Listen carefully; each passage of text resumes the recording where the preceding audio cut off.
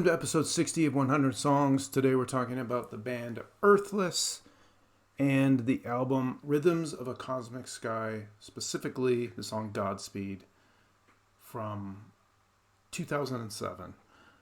I became a fan of Earthless within the last 4 or 5 years or so, and they have been really growing on me, and I've listened to everything that they've put out.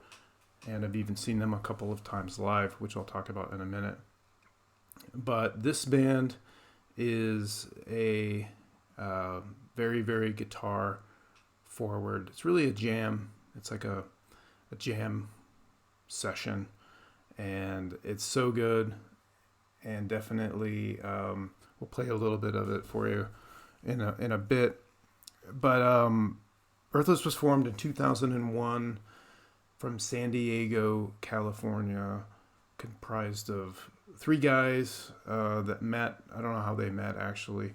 But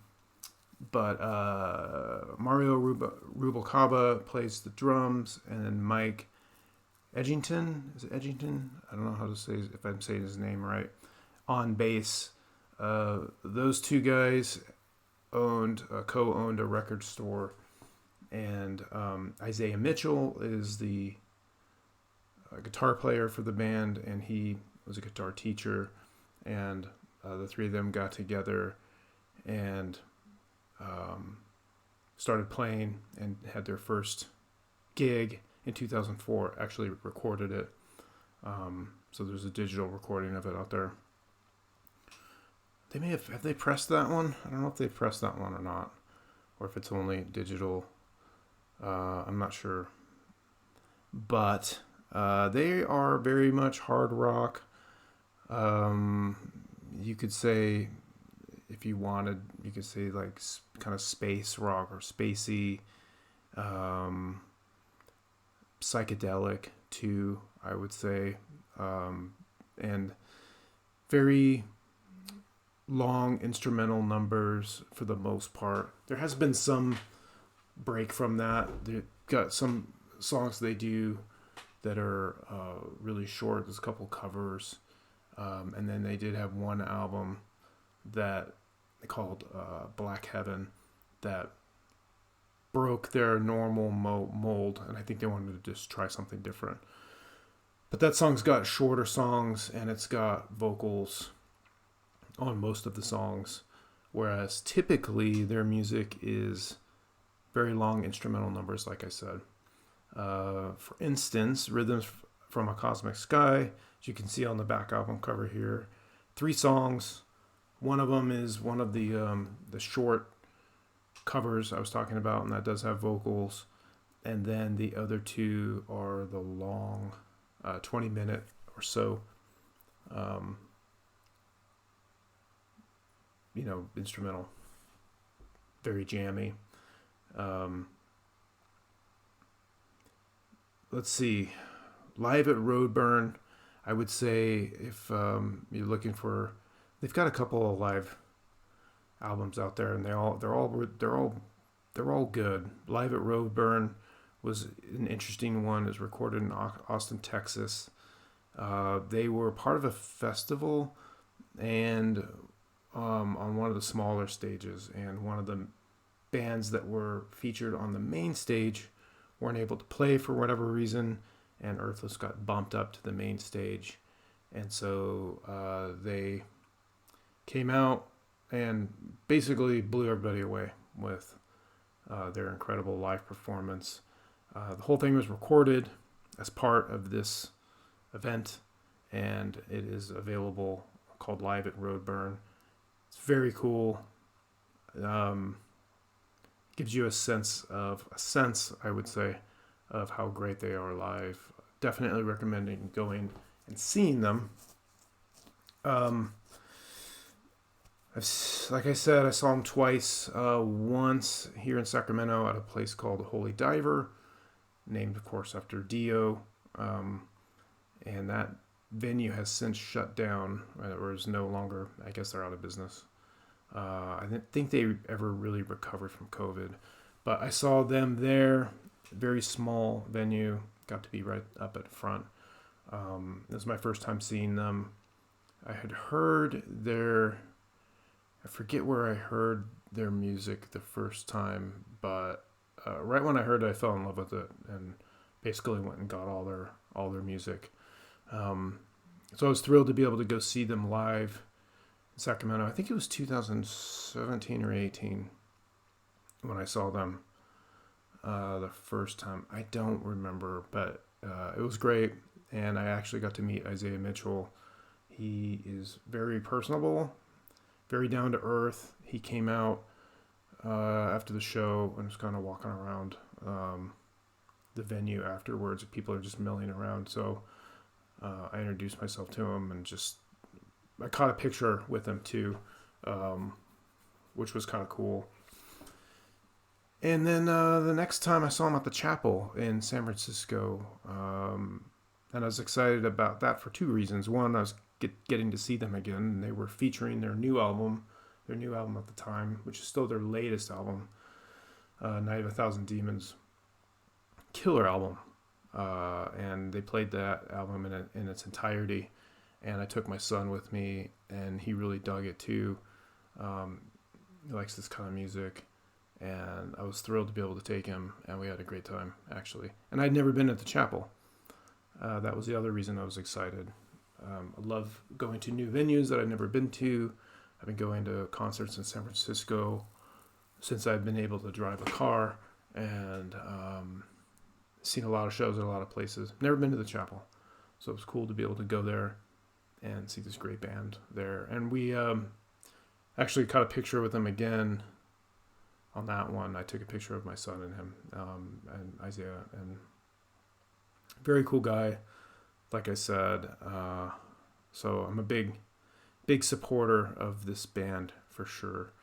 I would describe the music also as very groovy. It's a little bit trippy, the psychedelic part, the excerpt that I'm going to play for you in a minute. You can hear a little bit of that in part of this. I mean, there's a lot of long extended guitar solo, which is what blows me away so much. And the band is just super tight too.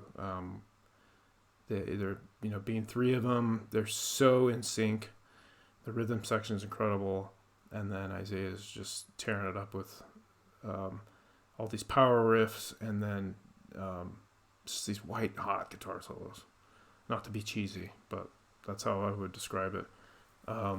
Excessive, a little bit indulgent, and that's what I love about it. Like they say in Scarface, nothing exceeds like excess. When you think the song isn't going to kick any more ass, it kicks more ass. That's kind of how I would describe it. It just keeps shifting gears, and it's very, very good. So check them out live if you can. There's a lot of online footage of them playing live, and it'll give you a sense of it, but nothing beats being there and being in a live performance. So I'm looking forward to them coming again, hopefully, and being able to check them out. So right now, well, not right now, as of right now, but I think all three of these guys have other projects and other things that they do.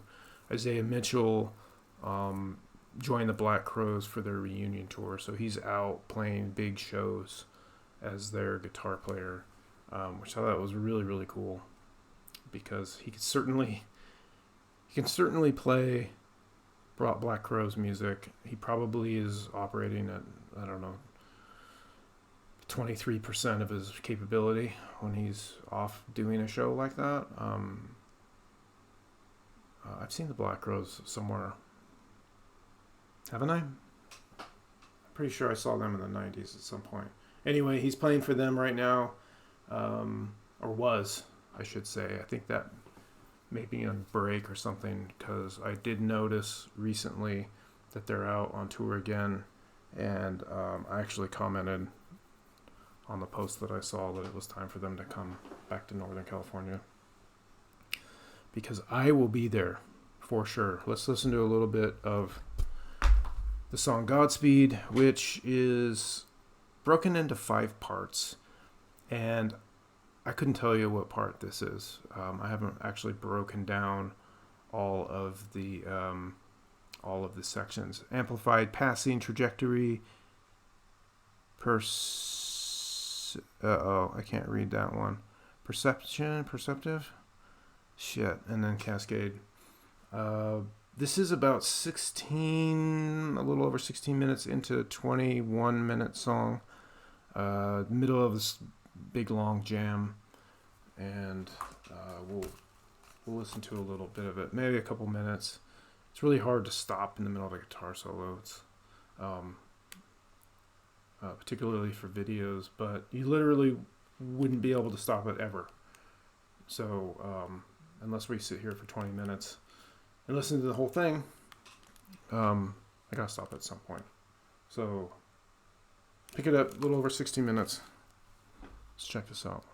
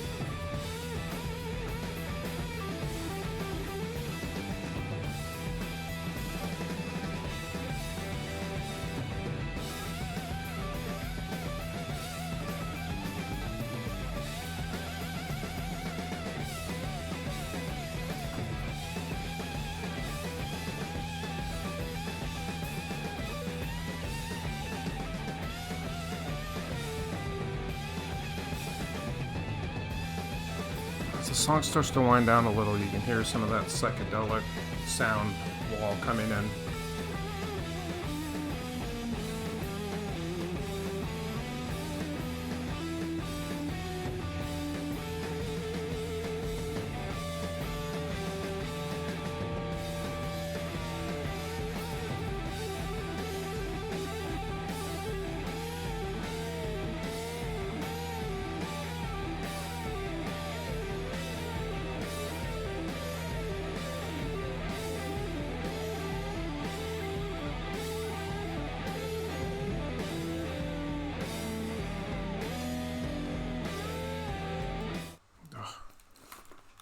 I love it.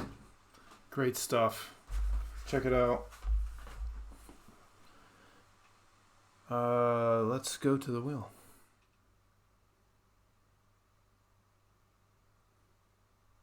Okay, spiritualized next time. Thanks.